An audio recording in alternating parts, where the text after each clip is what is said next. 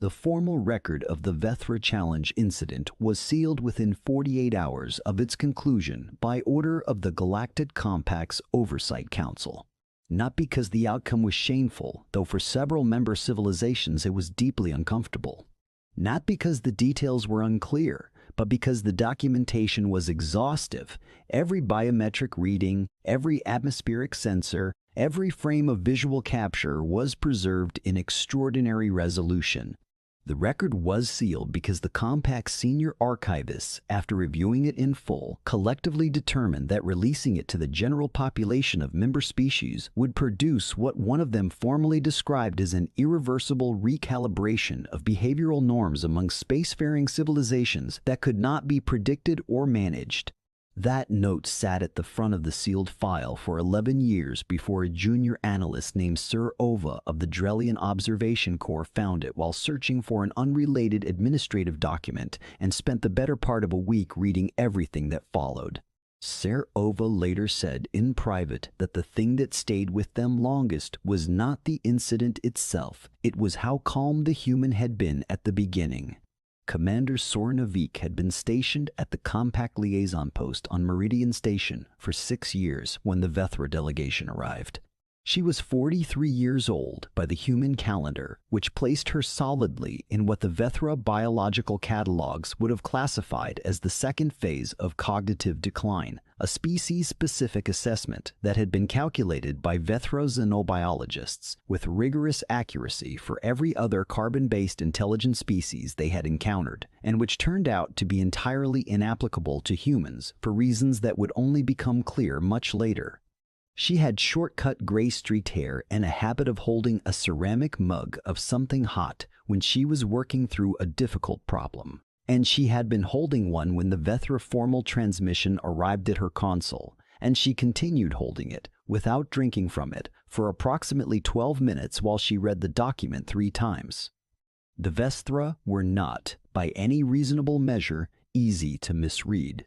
They were the acknowledged apex civilization of the Compact's northwestern spiral corridor, a designation that carried genuine meaning, not political flattery.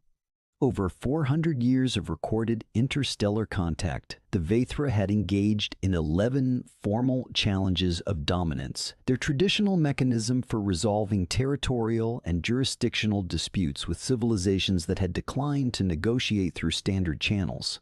They had won all 11. 3 of those victories had been clean enough that the challenged species subsequently requested full integration into Vethra governance. The other 8 had produced tributary arrangements. None had produced anything else. They were large, not grotesquely so, but meaningfully so. Vethra adults at physical maturity stood between 2.5 meters with a skeletal structure reinforced by a biological calcium metallic composite that made their bones roughly 4 times as resistant to shear stress as human bone, and a circulatory system that operated at pressure levels that would have produced fatal hemorrhagic events in most comparable species within hours. They felt pain. This was important and often misunderstood. They simply processed it differently. Vethra neurological architecture routed acute pain signals through a secondary processing layer before they reached the primary consciousness centers, which introduced a delay of approximately 0.3 seconds and reduced the intensity of the subjective experience by an estimated 40%. They were not numb, they were buffered. It was an evolutionary adaptation that had served them exceptionally well. Their formal challenge document, transmitted in 9 simultaneous languages, including 3 of Earth's most widely spoken, was courteous in its precision. It noted that humanity had, over the preceding 14 months, established outpost infrastructure on 7 planetoids within a corridor of space that the Vethra considered essential to their expansion trajectory. It acknowledged that humans had done so in apparent good faith, under compact regulations that technically permitted it. It stated with no hostility but with complete clarity that this situation was incompatible with Vethra's strategic requirements. It offered humanity 2 options. The first was voluntary withdrawal from all 7 sites within 90 standard days. The second was a formal challenge of dominance to be conducted under traditional Vethra protocol, the outcome of which would be binding on both parties under compact law. What it did not do, and this was not an oversight, was offer a third option, because in 400 years of engagement with 14 different species, no civilization had chosen the challenge. They always withdrew.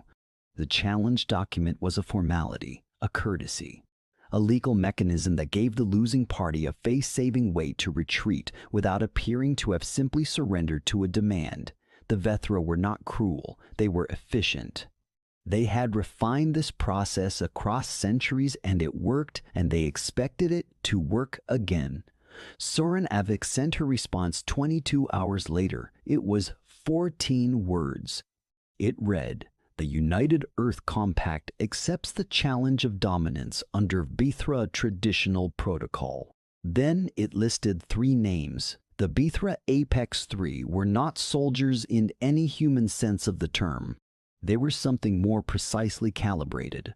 Each had been identified in early adolescence through a multi-decade screening program and trained specifically for formal challenge engagements, physical, psychological, strategic. The oldest of them, a being referred to in translated documentation simply as First, had participated in 3 previous challenges and was considered by Vethra civilization to represent the closest thing to a perfect specimen their species had produced in 2 centuries. Second was younger, faster, and had set 17 recorded physiological benchmarks in Vethra athletic competitions. Third was a tactician who had never lost a formal strategic engagement in 30 years of practice. Humanity sent Soren Avik. It sent Staff Sergeant Dav Osei, who had been a combat medic for 11 years before a training accident had partially reduced the mobility of his left hand and moved him into a support role at Meridian Station, where he had spent the past 3 years cataloging medical supply inventories and occasionally playing cards with the night cycle maintenance crew. And it sent Priya Nair, a structural engineer from the Compact Infrastructure Division, who had come to the station to assess load-bearing tolerances in the docking bay expansion and had, by some administrative misunderstanding that no one ever fully explained, been included in the official response team roster before anyone caught the error, and who had then, when asked if she wanted to be removed from it, said no. The Vethra Compact observers who received humanity's official team manifest spent 4 hours attempting to determine if it was a deliberate insult. They eventually concluded it was not, because the alternative interpretation that these 3 individuals genuinely represented humanity's chosen response to a formal civilizational challenge was more difficult to process. A consensus formed, tentatively, that humans must not have fully understood what they had agreed to. This consensus would persist until approximately the 3rd hour of the engagement, at which point it would become untenable. Vethra traditional challenge protocol was not combat in the direct physical sense, though it included physical dimensions. It was more accurately described as an extended stress endurance trial, structured to test the challenged parties' representatives across 4 domains: environmental resilience, problem-solving under physiological duress, capacity for collective coordination under pressure, and what Vethra documentation called will coherence, which referred to the ability to maintain rational strategic function when subjective experience had become extremely unpleasant. The trial was designed to be survivable. This was non-negotiable under compact law, but it was designed to reach and document the threshold at which a species' representatives could no longer function effectively. That threshold and how quickly it was reached determined the binding terms of the outcome. The trial environment was a 3-kilometer enclosed course on a neutral station in contested space. The atmospheric conditions were set to Vethra comfort parameters, which translated to a temperature approximately 11 degrees Celsius colder than standard human comfort range, a gravity setting 12% above Earth standard, and an oxygen concentration that sat at the low edge of human functional capacity without dropping below it. These were not punitive adjustments. They were simply the Vethra baseline. The course included structural obstacles, navigational decision points, a 20-minute submersion element in a pressurized liquid environment, and 3 sequential problem stations where teams were required to complete logic and coordination tasks while under simultaneous physical stress. Soren had read the Vethra trial documentation 11 times during the transit to the neutral station. She had said very little during that time.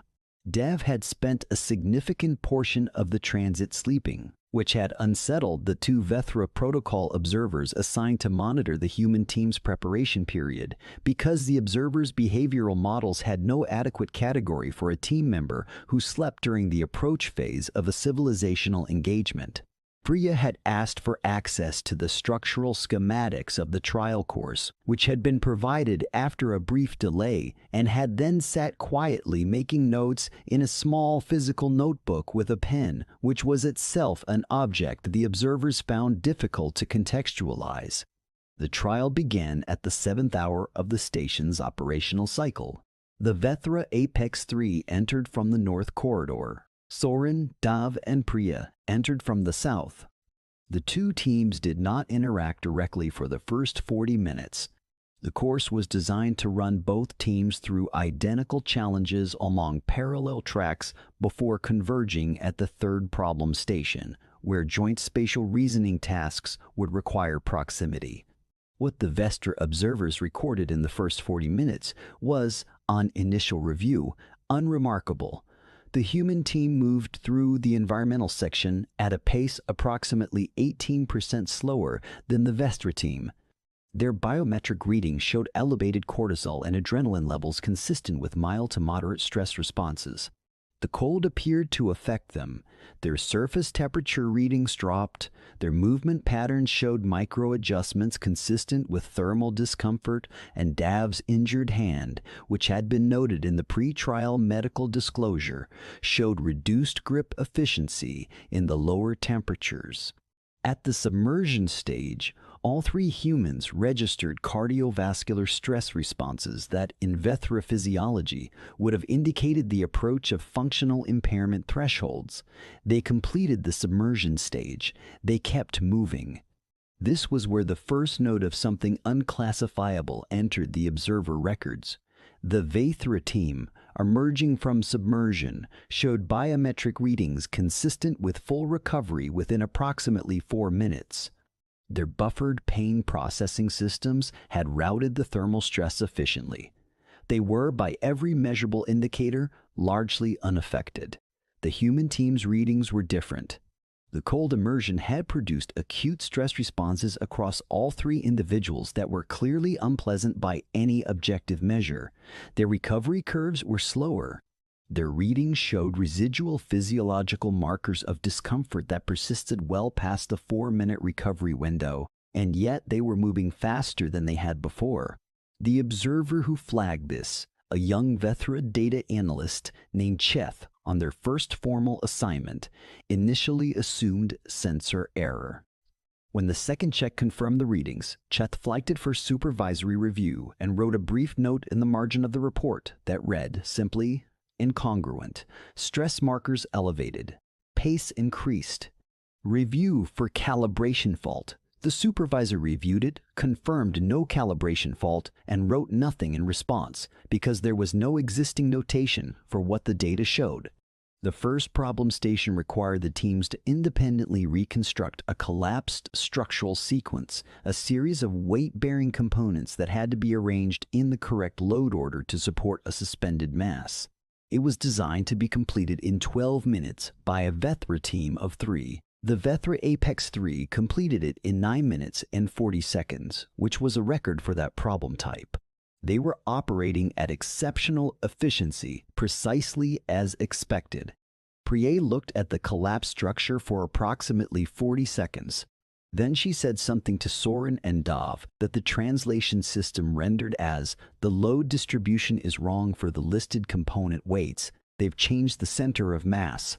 She then rearranged 4 of the components in a sequence that did not match the official solution pattern, applied a lateral brace that was not listed in any of the provided component diagrams, but was constructed from 2 pieces that were, and completed the problem in 7 minutes and 12 seconds. The suspended mass held. The sensors registered a valid completion. The Vethra observer spent 11 minutes after the trial reviewing whether this constituted a protocol violation. It did not. The protocol required the mass to be supported. It did not specify the method. This was the moment, reviewing the sealed file years later, that Sir Ova of the Drellian Observation Corps paused and set down their reading implement and sat quietly for a while. Because the thing Priya Nair had done was not exceptional by human engineering standards. It was, by all accounts, simply what a structural engineer does when presented with a problem. She had looked at what was actually there, not at what the problem said should be there, and had solved for the real constraint rather than the assumed one. It was not brilliance, it was a habit of mind. The Vethra had not accounted for it because in 11 previous challenges, no species had thought to look at the problem that way. The problems had always been solved as presented, or not at all. The second problem station was the coordination assessment. Both teams, converging now on the same physical space, were required to move a series of weighted components through a narrow corridor system while managing a continuous series of sensor-triggered obstacles that required simultaneous action at separated points.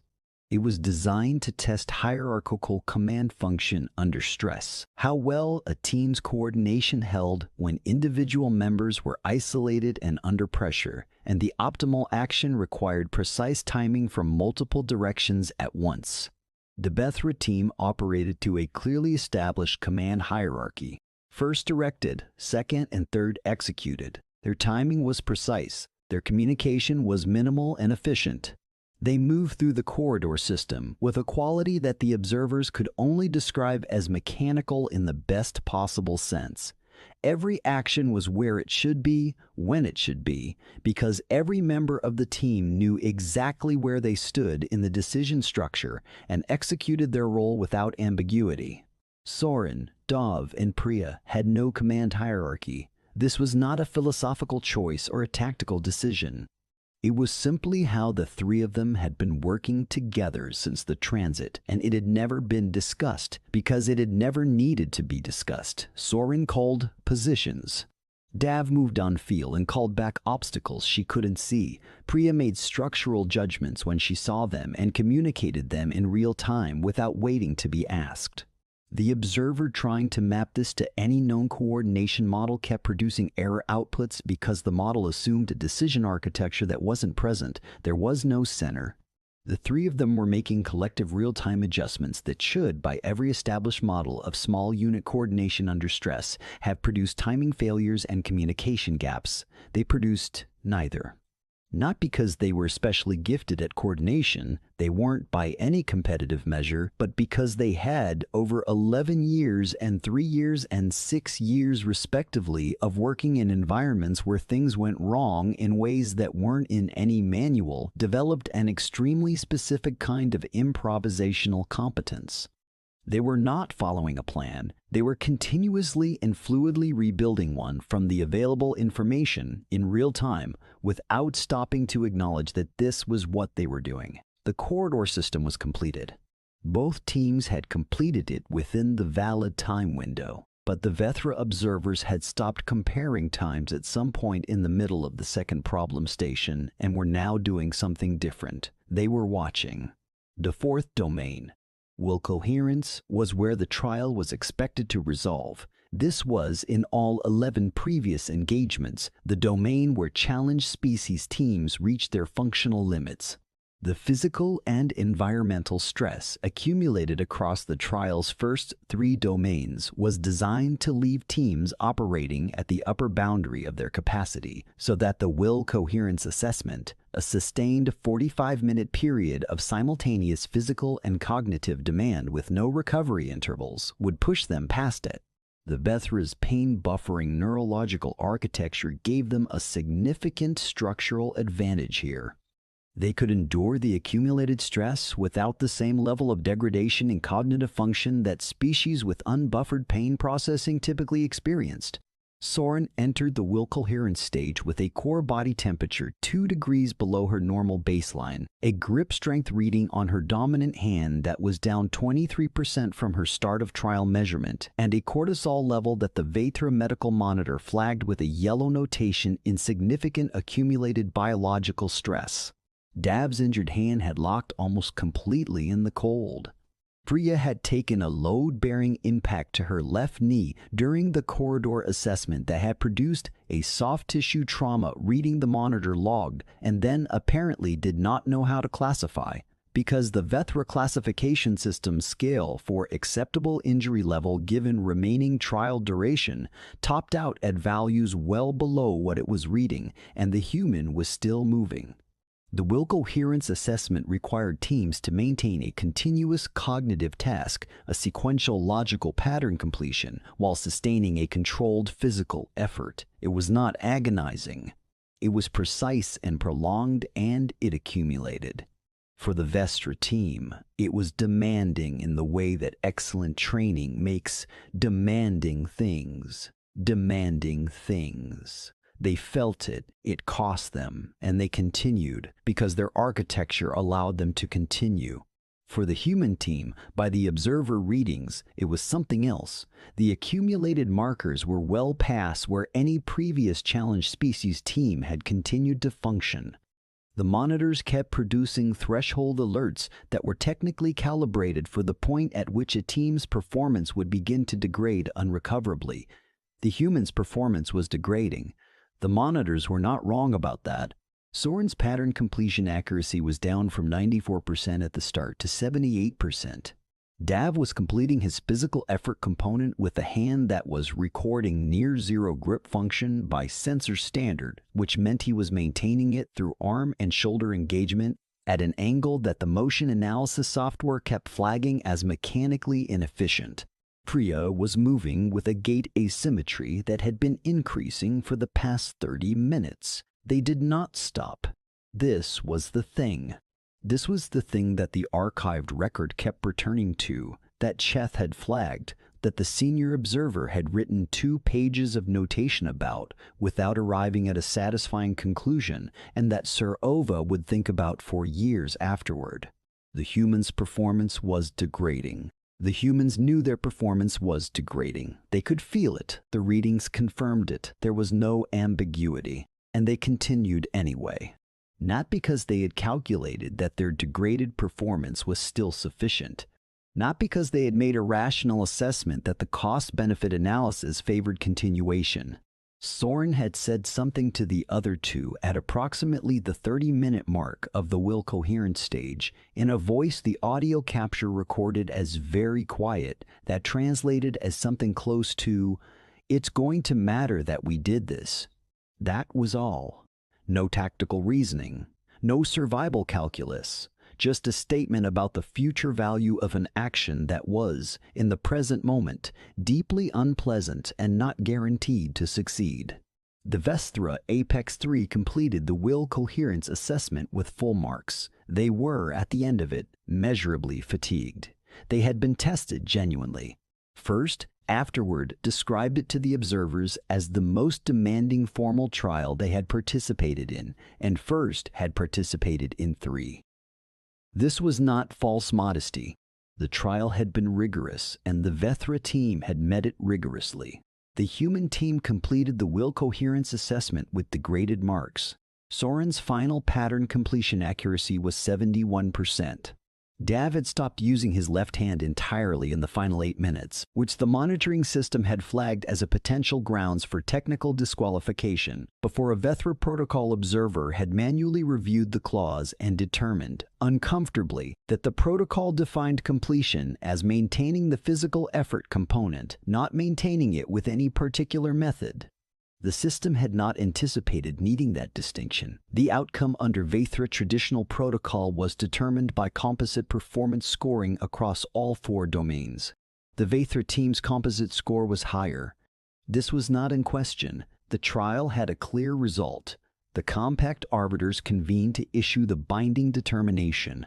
Under standard protocol, the outcome would now be formalized. The losing party's representative would acknowledge the result, the binding terms would be issued, and the challenged party would be obligated to comply within the terms of the compact agreement they had entered when they accepted the challenge. Soren stood in front of the compact arbiters, still wearing the trial monitoring equipment, still holding her ceramic mug, which had been returned to her at some point and which she had refilled with something hot from the station commissary and which she was now holding in both hands, and she said, "We accept the outcome." And then she said, "We will comply with the binding terms as issued." And then she said, "And we want to register, formally, that this will happen again." The lead arbiter, a Vihari elder with 40 years of compact service, looked at her for a long moment. "Humanity will be in contested space again. Humanity will be in contested space again," Soren confirmed. "In the next challenge may produce a different composite result. I want the Vithra to have full information." She paused. She drank from her mug. "We were not at our best today. None of us have done this before. We've had 11 years and 3 years and 6 years at the jobs we actually do. The Apex 3 have been training specifically for this for decades. I think it's important that the record reflects that the performance gap between a Vithra Challenge trained team and 3 humans who were doing their regular jobs 11 days ago was 71% accuracy against 100%. She was quiet for a moment, and that the 3 humans didn't stop. There was a long silence in the arbitration chamber. The Vethra delegation, not the Apex 3, but the senior diplomatic and strategic representatives who had arrived with a challenge document and expected to observe a straightforward procedural resolution, were very still. First, who had remained in the chamber as a protocol witness, looked at Soren across the room with the particular quality of attention that Cheth would later describe in their personal notes as the way you look at something when you realize you have been measuring it with the wrong instrument. The binding terms were issued. Humanity withdrew from 3 of the 7 contested sites as required. The remaining 4 were renegotiated under a framework that had never previously existed in Vethra Compact history, because the Vethra had never previously had cause to negotiate after a challenge. The result had always been comprehensive. The framework took 11 months to finalize. Soren was involved in all 11 months of it. She drank a great deal of hot tea. Dav Osei needed reconstructive work on his left hand. He had known, approximately 40 minutes into the will coherence assessment, that the way he was compensating for the locked grip was producing soft tissue damage that would require intervention. He had made a calculation, not a heroic one, not a dramatic one, but a quiet and specific one, about what the cost was and whether it was worth paying. He had decided it was. He did not, afterward, describe this as sacrifice. He described it to the station medical officer who performed the reconstruction as a reasonable trade. The medical officer wrote this down because she found it remarkable. Dav seemed genuinely puzzled that she found it remarkable. Priya's knee recovered fully with standard treatment. She went back to her assessment of the docking bay load tolerances and submitted her report 6 weeks late with an apologetic note that the delay was due to an administrative involvement in an unrelated matter, which was, technically, accurate. The sealed file contained one final document. It was a Vethra strategic assessment produced internally by their senior analysis corps approximately 4 months after the incident and obtained by the compact through channels that were not explained in the file's metadata. It was a precise document. It was not emotional. It did its work with the kind of calibrated efficiency that was characteristic of everything the Vethra produced. It concluded after 46 pages of analysis with a paragraph that Sir Ova read 3 times and then copied by hand into their personal records. The paragraph noted that the Vestra challenge system had been designed over 4 centuries to identify the upper boundary of the species' functional capacity and to use that boundary to establish the terms of engagement. It noted that this system had operated on the foundational assumption that all intelligent species possessed a functional boundary that could be identified and measured, and that this measurement would produce actionable data. It noted that the incident had surfaced a failure in this foundational assumption. The human's boundary had been identified. The measurement had been accurate. The humans had been fully aware of the boundary. And they had crossed it deliberately, on a judgment that the crossing was worth its cost, without certainty of the outcome. The assessment's final sentence read, "A species that can calculate its own limits and then choose to exceed them on the basis of a value judgment rather than a survival calculation does not fit within the architecture of the challenge system." The challenge system was designed to measure capacity. It was not designed for a species that treats capacity as a starting point. The file ended there. The seal was maintained. Serova set down the reading implement and sat in the quiet of the archive room for a long time, thinking about Seren Avik holding a ceramic mug of something hot and saying in a voice described as very calm, "It's going to matter that we did this." Not because she was certain, not because she had a plan, because she had looked at the cost and the uncertainty and the odds and had decided that the doing was itself the thing that mattered. The Vestra had been measuring the wrong instrument. They had gone looking for a ceiling and they had found something that didn't have one.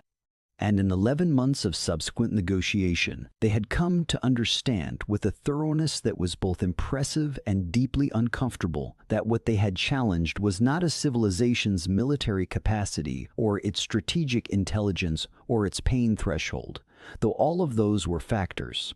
What they had challenged and what they had found was a species that had spent its entire history learning how to continue past the point where continuing made sense, and had somehow, across centuries of doing this, turned it into something that looked from the inside like an ordinary day's work. They had not regretted it instantly in the way the word is usually meant. They had regretted it slowly, precisely, and completely, the way you regret making a decision before you understood what you were deciding about. And the regret would remain, clear and carefully documented in 46 sealed pages of strategic assessment for as long as the Vethra kept records, which was to say, for a very long time.